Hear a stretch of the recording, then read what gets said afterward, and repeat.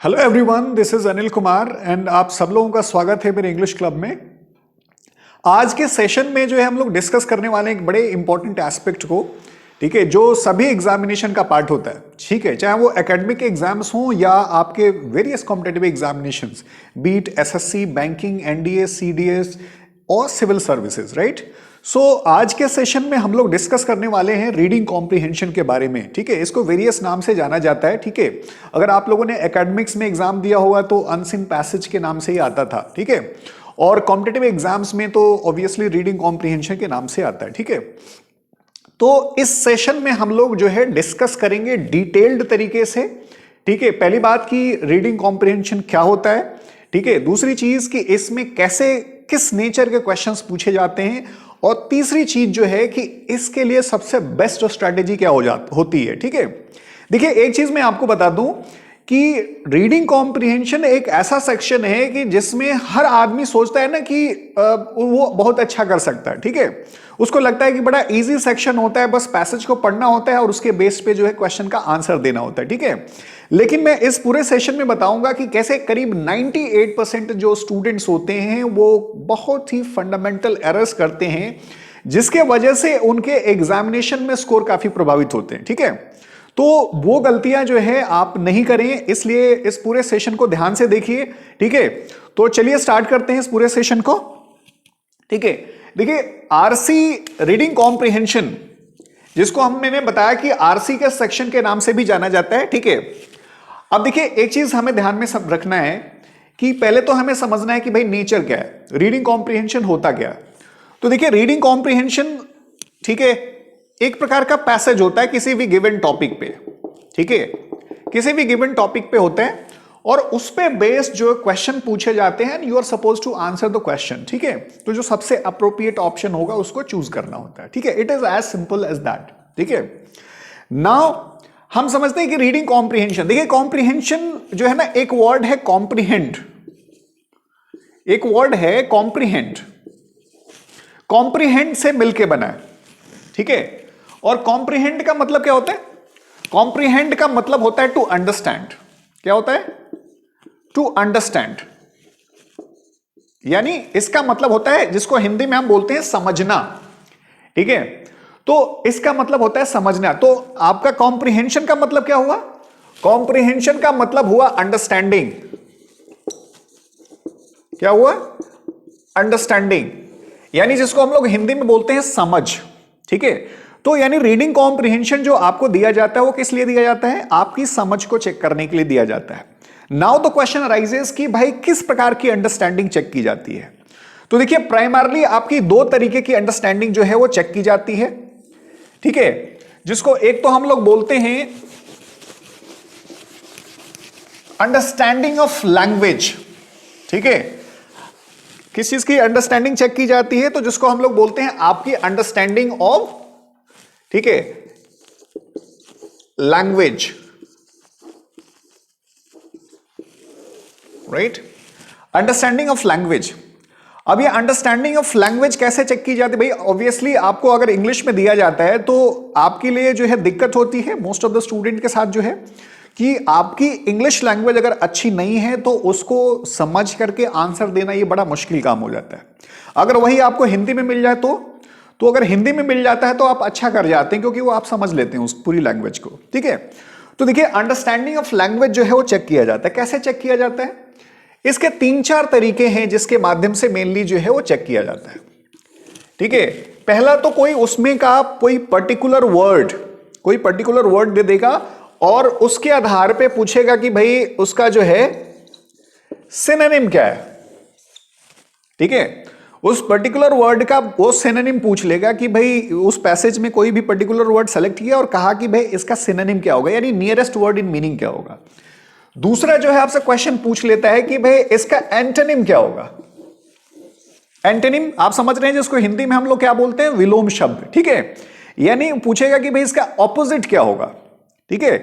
तीसरा जो है कोई उसका जो अगर उसमें कोई इडियम या एक्सप्रेशन यूज हुआ हो, इडियम या फ्रेज, या जिसको हम लोग बोलते हैं कोई पर्टिकुलर अगर एक्सप्रेशन यूनिक इस्तेमाल हुआ है, ठीक है, तो उसको वो जो है पूछ सकता है और उसमें ऑप्शन दे सकता है कि भाई इसका नियरेस्ट वर्ड क्या होगा, ठीक है। तो प्राइमरली 3 तरीके हैं जिसके माध्यम से जो है क्या करता है एग्जामिनर आपकी इंग्लिश लैंग्वेज को जो है उस टेस्ट करने की कोशिश करता है। अच्छा, एक चीज आप समझ लीजिए कि अगर आपको ज्यादा से ज्यादा वर्ड्स नहीं समझ में आ रहे हैं पैसेज को, तो उसको पैसेज को अंडरस्टैंड करना आपके लिए मुश्किल हो जाता है, ठीक है।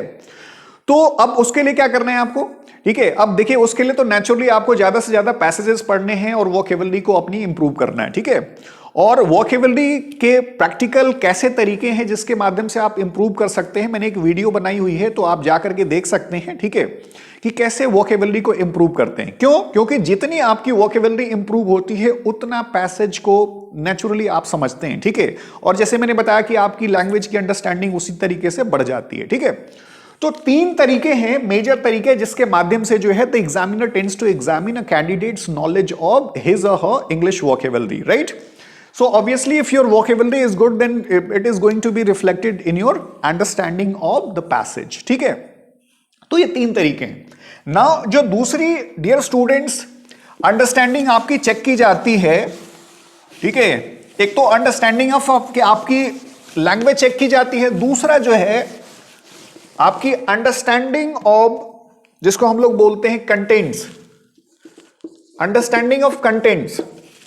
देखिए अंडरस्टैंडिंग ऑफ कंटेंट्स क्या होता है, कंटेंट्स का मतलब क्या होता है, कंटेंट्स का मतलब होता है सब्जेक्ट मैटर, जिसको सिंपल शब्द में बोलते हैं। जैसे मान लीजिए किसी हॉल का कंटेंट क्या होता है, उसमें चेयर हो गया, टेबल हो गया, ठीक है, फैंस हो गए, तो दे आर बेसिकली कंटेंट्स, ठीक है। तो कंटेंट्स का मतलब उस पैसेज का जो सब्जेक्ट मैटर क्या है, उसमें जो फैक्ट्स यूज किए गए हैं, जो उसकी थीम है, वो उसका कंटेंट हो गया, ठीक है। तो देखिए कंटेंट्स की अंडरस्टैंडिंग जो है कैसे चेक करते हैं, तो नेचुरली कंटेंट्स में आपके कम से कम 3 तरीके से क्वेश्चंस पूछे जाते हैं, ठीक है। 3 मेजर चीजें आपकी चेक की जाती हैं। पहली चीज जो है वो आपसे पूछ लेगा कि what is the theme of the passage, वो थीम रिलेटेड होती है, ठीक है। अगर आप लोगों ने एकेडमिक्स में याद होगा कि सेंट्रल आइडिया पूछा जाता था कि what is the central idea of this given passage, तो आपकी थीम पे बेस्ड जो है क्वेश्चन पूछ लेता है। अब उसको पूछे जाने का कई तरीका हो सकता है कि भाई इसकी थीम क्या है, या what would be a suitable title, या what would be an appropriate title, या what is the objective of the writer, या what kind of message that the writer wants to send across, ठीक है, या what is the moral of the story, ठीक है। तो ये सब तरीके हैं, उसके माध्यम से इसका मतलब ये हुआ कि उसकी थीम, आप थीम समझ रहे हैं क्या होता है, कि कोई भी चीज जो लिखी जाती है उसका ऑब्जेक्टिव क्या होता है, उसके इर्द गिर्द पूरा पैसेज आपका घूमता है, तो वो थीम बेस्ड जो है वो आपसे क्वेश्चन पूछे जाते हैं, ठीक है। दूसरा डियर स्टूडेंट्स आपका जो इंपॉर्टेंट कंटेंट्स में चेक किया जाता है वो है आपका फैक्ट, जो फैक्ट पे बेस्ड जो है क्वेश्चन पूछे जाते हैं। मान लीजिए अगर इंडियन इकोनॉमी के बारे में जो है पैसेज मिला आपको, तो इंडियन इकोनॉमी में जो है पूछ सकता है कि the economic growth of Indian economy has been 6% in the last, ठीक है, फाइनेंशियल ईयर। तो उसमें कह दिया कि भाई पिछले जो वित्तीय जो ईयर रहा है उसमें जो है भारत की अर्थव्यवस्था जो है 6% से ग्रो की है, ठीक है। अब मान लीजिए आपको जो है पैसेज में दे दे कि भाई पिछले साल जो है क्या इकोनॉमिक ग्रोथ रहा है, तो उसमें दे दे 7%, 6%, 2%, ठीक है, 10%। तो अगर आपको मालूम है कि नहीं यार ये 6% नहीं हुआ है, 2% है, तो आप ऐसा नहीं कि 2% मार देंगे या 9% मार देंगे, ठीक है। जो उस पैसेज में क्लियरली मेंशन्ड है उसी चीज को आपको मारना है, ठीक है, उसी को टिक मारना है या राइट डाउन करना है, ठीक है। तो अगर 6% क्लियरली मेंशन्ड है उस पैसेज में तो आप 6% टिक कर दीजिए, ठीक है। तो इस चीज को आपको ध्यान में रखना है। और खास करके एक चीज ध्यान में रखिए, ये इंस्ट्रक्शन में भी ध्यान लिखा रहता है कि भाई जो आपके आंसर होंगे वो that should be based on the passage itself, आपको पैसेज पे ही बेस्ड होना चाहिए। ये नहीं कि आपकी सब्जेक्टिव नॉलेज है, जैसे मैंने एग्जांपल दिया कि अगर लग रहा है कि पिछले साल इंडियन इकोनॉमी जो है 2% से ग्रो की है, तो आप 2% नहीं मारेंगे, हालांकि 2% उसमें दिया हुआ है, ठीक है, ऑप्शन में, लेकिन चूंकि पैसेज में मेंशन्ड है 6%, तो आपको 6% ही जो है वो टिक करना है, ठीक है। तो ये जो है दूसरा फैक्ट बेस्ड जो है क्वेश्चन होते हैं, फैक्ट जैसे कि जो क्लियरली मेंशन्ड है पैसेज में, ठीक है।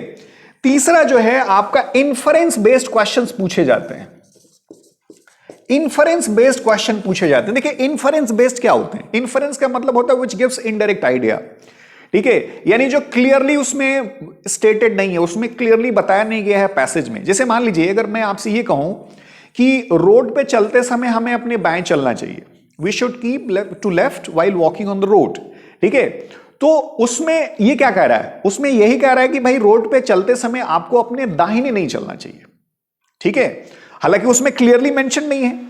तो आपसे ये पूछ सकता है कि भाई while walking on the road we should keep to, अब ऑप्शन दे देगा लेफ्ट राइट, ठीक है। अब देखिए क्या है, लेफ्ट एंड राइट अगर मान लीजिए पूछ लिया तो भाई लेफ्ट तो आप तो क्लियरली चूंकि मेंशन है तो फैक्ट वाला हो जाएगा।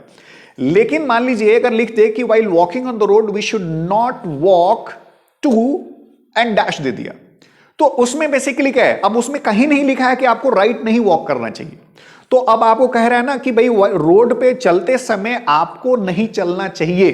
अब वो कहीं नहीं लिखा है कि भाई आपको राइट नहीं चलना चाहिए, लेकिन उसमें राइट लिख दिया है, लेफ्ट लिख दिया है। तो यहां पे क्या है ना, इसको बोलते हैं हम इन्फरेंस बेस्ड क्वेश्चन, यानी इन्फरेंस बेस्ड मतलब जो इनडायरेक्टली रूप से आपसे क्वेश्चन पूछे जाते हैं, ठीक है। तो जैसे जैसे आपको टफ पैसेज बनाएगा नेचुरली इन्फरेंस बेस्ड क्वेश्चन ज्यादा पूछे जाते हैं, ठीक है।